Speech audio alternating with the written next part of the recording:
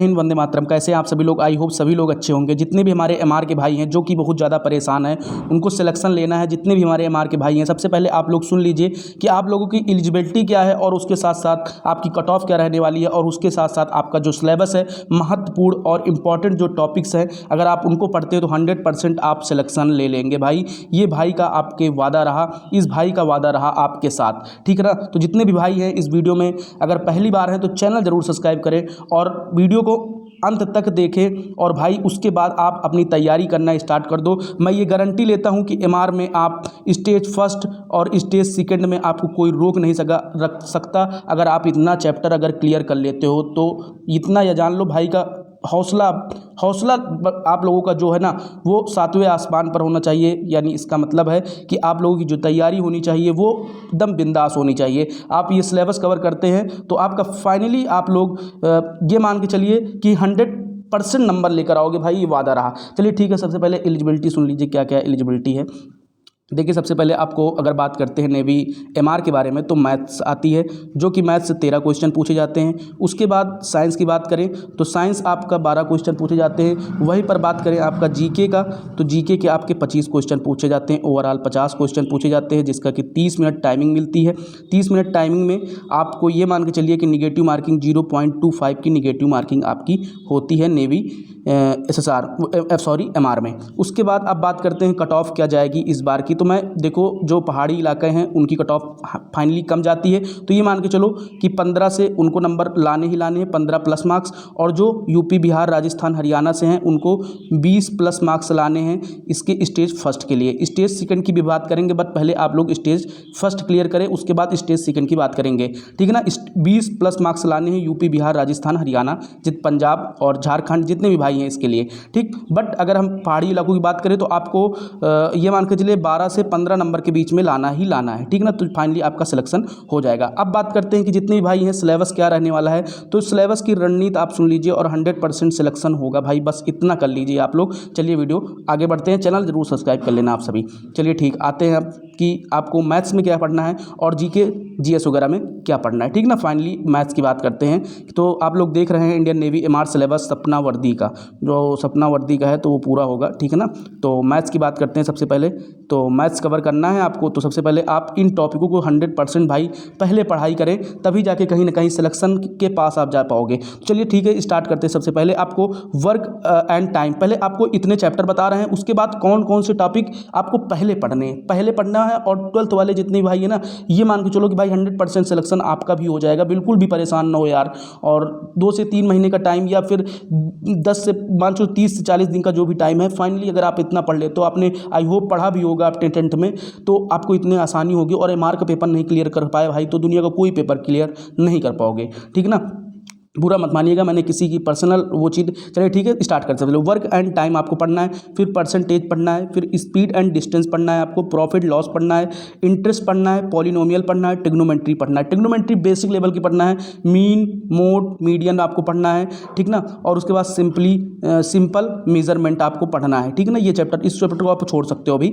उसके बाद आते हैं कि अब बात करते हैं यहाँ पर अभी नीचे भी दिए हुए थे, तो आपको ज्योमेट्री पढ़ना है और एल्जेब्रिक आइडेंटिटीज के बारे में आपको पढ़ना ही पढ़ना है, ठीक ना। ये आपके मैथ्स का हो गया। अब मैथ्स में इंपॉर्टेंट जो है उसमें क्या क्या पढ़ना है। सबसे पहले क्या क्या पढ़ना है आपको, इंटरेस्ट पढ़ना है, प्रॉफिट लॉस पढ़ना है, स्पीड डिस्टेंस पढ़ना है, परसेंटेज, टाइम एंड वर्क पढ़ लेना है, ज्योमेट्री पढ़ लेना है, ट्रिग्नोमेट्री पढ़ लेना। इतने चैप्टर पढ़ने के बाद आप मॉक देना, ये भी पढ़ लेना, ठीक ना। मीन मोड मीडियन पढ़ लेना। इतने चैप्टर आप देना आपके मैथ्स में, ये मान के चलो कि 100% 7 से 8 क्वेश्चन आप सही कर ले जाओगे भाई। इतने चैप्टर अगर आपने पढ़ाई किया, ये भाई का वादा रहा भाई, इतना आप पढ़ लो, उसके बाद प्रैक्टिस सेट लगाओ या कहीं पर आप मॉक दो, खुद ही मालूम चल जाएगा कि द्विवेदी जी का चैनल जो कह रहा था वो सही था कि नहीं। 100% सिलेक्शन हो जाएगा भाई, ठीक ना। मैंने इस विस्तार से हर चीज़ लिखी है, उसके बाद आप लोगों को बताया, तो कहीं ना कहीं यार सपोर्ट करो आप लोग, मैं आपका सपोर्ट कर रहा हूँ। सिलेक्शन तक यह वादा रहा कि सपोर्ट करेंगे भाई, ठीक ना। तो जितने भी भाई हैं, किसी का भी कोर्स लेकर पढ़ाई कर रहे हो, बस अच्छे से आपको पढ़ाई करना है, रेगुलर पढ़ाई करना है, ठीक ना।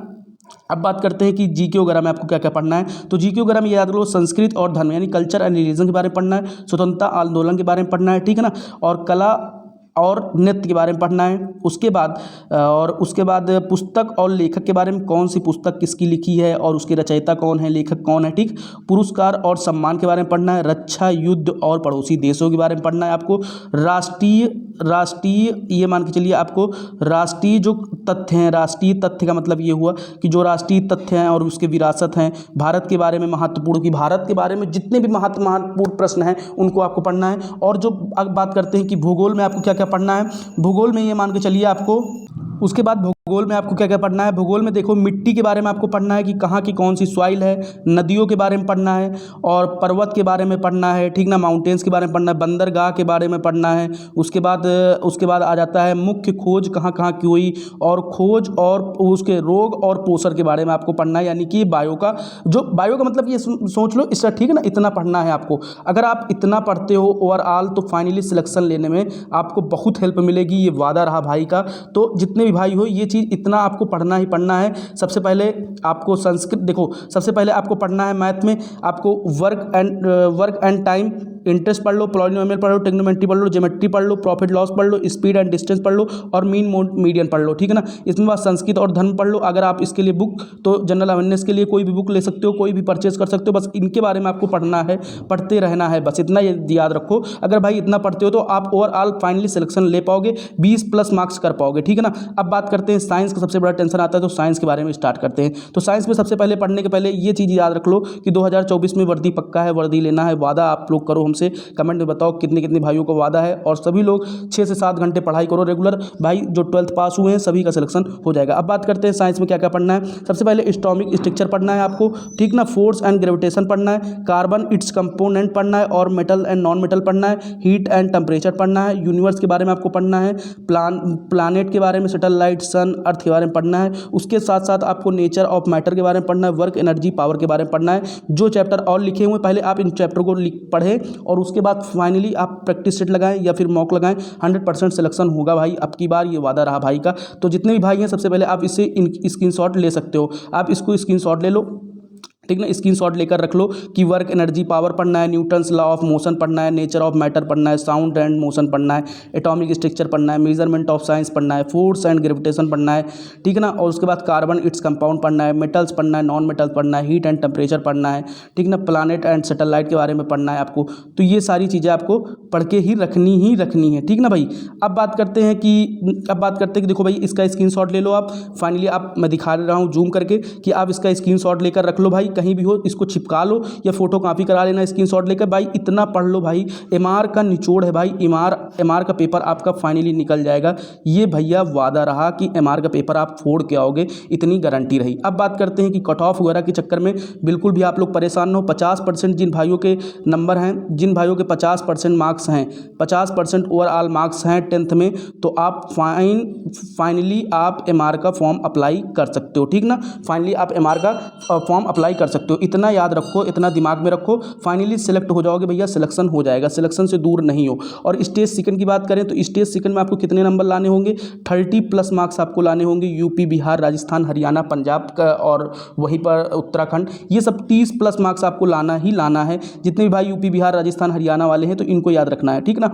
और आपको ये मान के चलना है कि सिलेक्शन लेना है तो आपको स्टेज फर्स्ट के साथ साथ स्टेज सेकंड की भी तैयारी करते रहना है, रनिंग वगैरह करते रहो। और भाई की बात मानते हो तो इतना याद रखो कि जितना मैंने बता दिया है आपको इतना ज़रूर कवर करना है। अगर आप इतना पढ़ लेते हो भाई, अगर आप इतना पढ़ लेते हो तो ये वादा रहा कि आप एमआर में सेलेक्ट हो जाओगे भाई, ठीक है ना। मैं मानता हूँ कि कट ऑफ जैसे कि सेफ की अलग होती है और स्टेवर्ड की अलग होती है ना, और ये सारी चीज़ें अलग होती है, बट आपको 20+ मार्क्स स्टेज फर्स्ट में क्लियर करके ही रखना है, 20+ मार्क्स, ठीक ना। 20+ मार्क्स अगर आपके हैं तो फाइनली आप सेलेक्ट हो जाओगे, ये वादा रहा। और स्टेज सेकंड में आपके ये मान के चलो कि 28 से 32 नंबर के बीच में है तो आप फाइनली सेलेक्ट हो जाओगे भाई, तो ये वादा रहा, ठीक ना। वादा इसलिए कह रहे हैं कि भैया आप अगर इतना पढ़ते हो तभी जाके सिलेक्शन ले पाओगे भाई। मैं बेसिक कह रहा हूँ, मैं हमेशा कहता हूँ कहता हूँ भाई कि पढ़ लो, बिना पढ़े कुछ नहीं होगा, ठीक ना। जितने भाई हो ये याद रखो और भगवान पे भरोसा रखो और ईमानदारी से मेहनत करते रहो।